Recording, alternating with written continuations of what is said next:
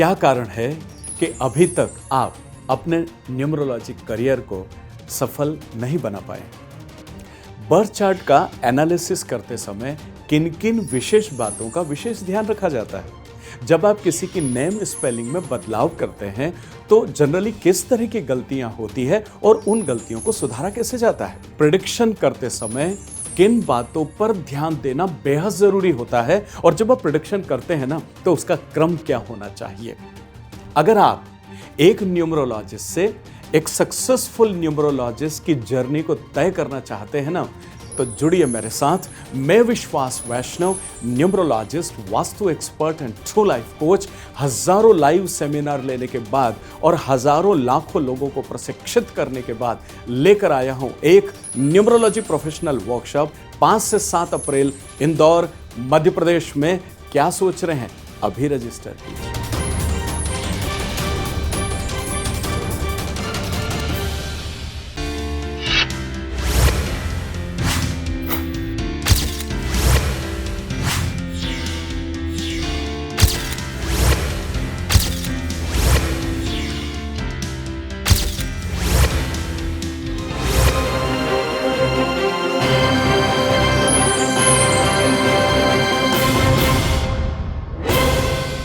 परम आदरणीय साथियों, आत्मीय प्रणाम।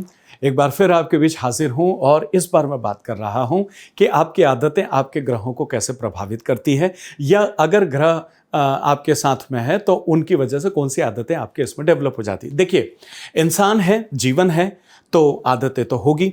हम कुछ भी काम करते हैं तो उसके बाद हम आदतें में डेवलप होती चली जाती हैं। मैंने बचपन में कहीं पढ़ा था कि आदतें वो जंजीर है जो पड़ जाने के बाद मालूम पड़ती है। मतलब कोई आदत या हैबिट आपका जब फॉर्मेशन होता है ना तब तक आपको मालूम नहीं पड़ता है, जब वो आदत पड़ जाती है उसके बाद फिर आपको मालूम पड़ता है, चाहे वो अच्छी हो चाहे वो बुरी हो।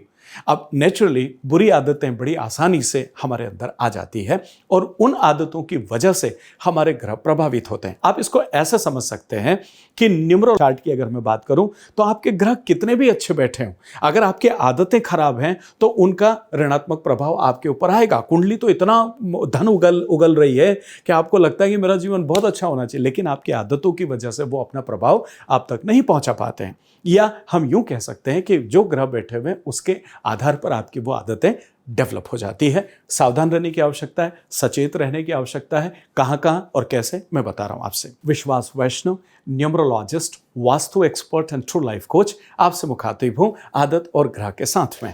पसंद आता है तो लाइक करें, शेयर करें, सब्सक्राइब करें और साथ ही साथ बेल नोटिफिकेशन को भी आप दबाएं। चलिए, अब अगर मैं आपसे बात करने का प्रयास करूं, सबसे पहले देखिए, एक नंबर आता है और एक नंबर को जो है वो हम सूर्य कहते हैं, ठीक है, या एक नंबर सूर्य से डिनोट होता है। अब यहां समझने की बात कौन सी है? समझने की बात यह है कि कौन सी ऐसी आदत है जो आपके इस सूर्य से जुड़ी हुई है। सबसे पहली चीज आप देखिएगा, कुछ लोग ऐसे होते हैं जब वो बोलते हैं ना तो उनके मुंह से फव्वारे निकलते हैं, और मुंह से अगर फव्वारे निकल रहे हैं, काफ़ी लोग हैं समाज में, आपने देखा होगा, बहुत सारी सेलिब्रिटीज़ भी हैं, जब वो बात करती हैं तो मुंह से फव्वारे जो है निकलते हैं। इसका सीधा सीधा संबंध सूर्य से होता है। इसका मतलब है कि आपका सूर्य गड़बड़ कर रहा है। साथ ही साथ आपके बोलने में, आपकी वाणी पर अगर आपका नियंत्रण नहीं है तब भी कहीं ना कहीं आप इस बारे में थोड़ा सा विचार करने की आपका होता है। कई बार कुछ लोग होते हैं जो सड़क पर बार बार थूकते रहते हैं, हालांकि इसके लिए दूसरे ग्रह भी जिम्मेदार होते हैं, पर इसकी वजह से भी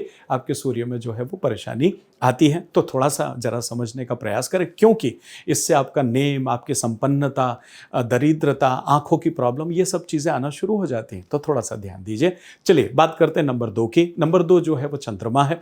अब देखिए, चंद्रमा है तो कई बार होता है जैसे घर पे मेहमान आते हैं और हम बातों में लग जाते हैं, हमें पता ही नहीं होता है, और उनके मांगने पर हम पानी देते हैं। और एक घर ऐसा होता है जहां मेहमान आए और आते से ही 5 मिनट के अंदर कोई भी आपके लिए पानी लेकर के आ जाता है। तो जब आप किसी से पानी का नहीं पूछते हैं तब भी आपका चंद्रमा ग्रह जो है वो गड़बड़ाता है, वो नाराज होता है।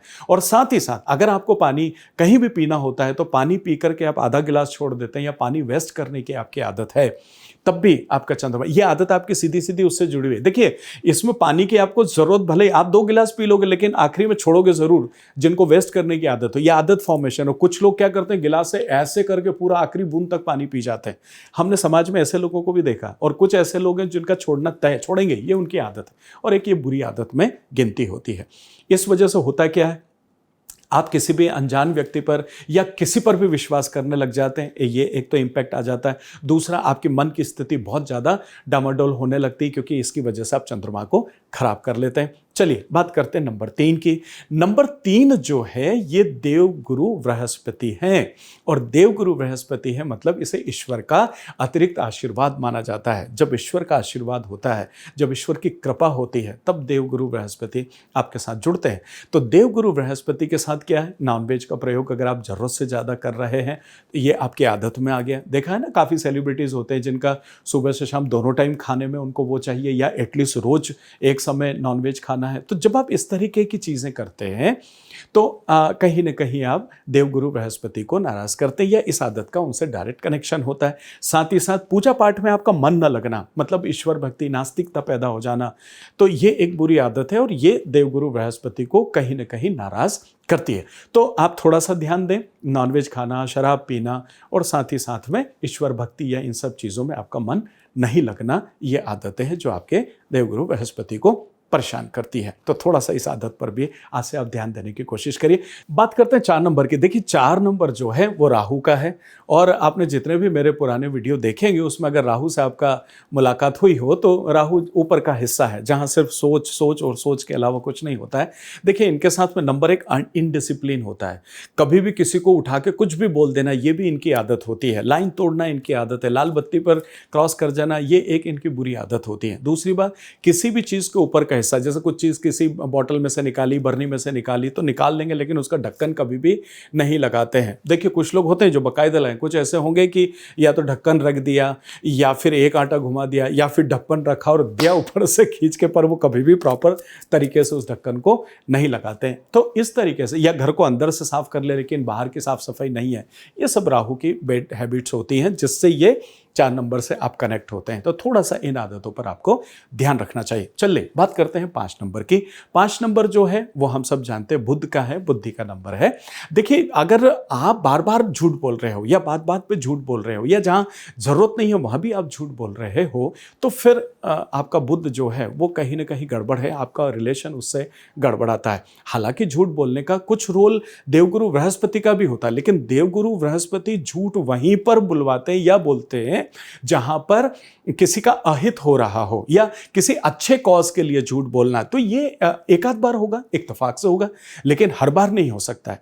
तो बुध का संबंध सीधा सीधा आप कैसे बोलते हैं और आप कितनी बार झूठ बोल रहे हैं, ये झूठ बोलने का आदत काफी लोगों को होती है, और कई बार आपको पता भी रहता है कि अनावश्यक झूठ बोल रहे हैं, झूठ बोलने की जरूरत नहीं है, लेकिन उनकी आदत है इसलिए वो ऐसा करते हैं। चलिए आइए अब बात करते हैं 6 नंबर की। 6 नंबर शुक्र है। देखिए शुक्र में क्या होता है कि एक आदत का फॉर्मेशन आपका होना चाहिए कि जब भी आप किसी के घर जाते हैं, कभी भी जाए, आप खाली हाथ मत जाइए। बहुत सारे लोग ऐसे होते हैं, मैंने जीवन में सीखा कि आप सिर्फ एक एप्पल लेकर के चले जाओ, आप एक बनाना लेके चले जाओ, आप एक पपीता लेके चले जाओ। हमारे समाज में क्या रिवाज है कि अगर कोई बीमार है या उसके घर में कोई अस्वस्थता है, या आप कहीं हॉस्पिटल में देखने जा रहे हो, तभी आप कुछ फ्रूट या कुछ लेकर के जाते हैं। मैं आपसे निवेदन कर रहा हूं कि अगर कोई भी काम नहीं और किसी भी उससे आप किसी से मिलने जा रहे हो, किसी अच्छे ओकेजन में जा रहे हो, चाहे ऐसे ही आप गुजर रहे हैं, तो आप कभी भी खाली हाथ ना जाएं, क्योंकि इस आदत का संबंध आपके शुक्र से होता है जो आपको संपन्नता देता है।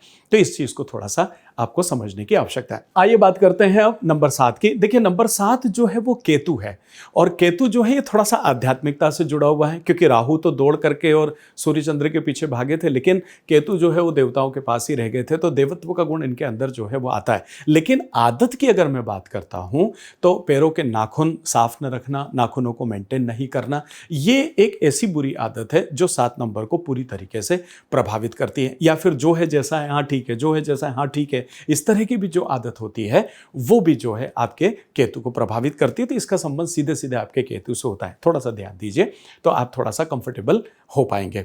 चलिए आगे बात करते हैं 8 नंबर की। देखिए 8 नंबर शनि का है। अब शनि में आदतें कौन कौन सी है? सुबह उठते से निकल लिए। कुछ लोग होते हैं जो अपने बिस्तर को व्यवस्थित करते हैं, भले घर में आपके सर्वेंट हो जो सारा काम आपका करते हो, लेकिन अगर तकिया आड़ा तिरछा तो उसको सीधा कर दिया। आप कुछ ओढ़ के बैठे हुए थे तो उसको व्यवस्थित घड़ी करके वहां पर रख दिया। चद्दर पर सल वगैरह है तो उनको थोड़ा से ठीक कर दिए। तो ये एक आदत है, लेकिन ऐसा नहीं करते तो वो एक बुरी आदत है। इसके साथ ही साथ अगर आप कहीं रात को घर से लौटे तो आपके जूते चप्पल आड़े तिरछे आपने उतारा, एक उधर रख दिया, एक उधर रख दिया, मोजे हैं उठा करके फेंक दिए। कुछ लोग होते हैं जो व्यवस्थित जगह जूते उतारते हैं, मोजे निकाल के जूतों के अंदर लगाते हैं। ये सब चीज़ें होती है। अगर आप ऐसा नहीं करते तो again it is a bad habit और जो आपके शनि को प्रभावित करती है। तो इस तरह की बहुत सारी आदतें हैं शनिदेव के भी साथ में, लेकिन मैं आपसे कुछ इक्की दुक्की आदतों पे यहाँ पे शेयर कर रहा हूँ। चलिए बात कर लेते हैं आप नंबर 9 की। देखिए नंबर 9 जो है हम सब जानते हैं मंगल का है, और मंगल एक फायरी प्लेनेट है जिसमें जोश है, ऊर्जा है, फिर से उठ खड़े होने की ताकत है और हमेशा काम में लगाए रखता है। अब यहाँ पर क्या है कि आप कई बार बल से ज़्यादा काम करने का प्रयास करते हैं, बुरी आदत है। जैसे कई बार होते हैं कुछ लोग हैं जो रूटीन में अपना काम करते हैं 10 घंटे 12 घंटे जो भी जैसा होता है, मंगल के साथ में भी ऐसा ही कुछ है, लेकिन उससे ज़्यादा काम करना निरस्ता आ जाती है। कई बार आप अपने अंदर जोश या ऊर्जा को महसूस नहीं कर पाते हैं, ये भी आदत होता है ना। कभी डलनेस आपकी आ जाती है, ये भी एक आदत है आदमी की। जैसे आप आलसी की प्रवृत्ति कई बार कह देते हैं, जो आलसी आदमी वो हमेशा आलसी रहता है, लेकिन जो कर्मठ है तो फिर वो उसका सिर दुख रहा हो कि बुखार आ रहा हो कुछ भी आ रहा हो, लेकिन वो काम पर लग जाता है। तो ये एक आदत है, ये एक हैबिट है।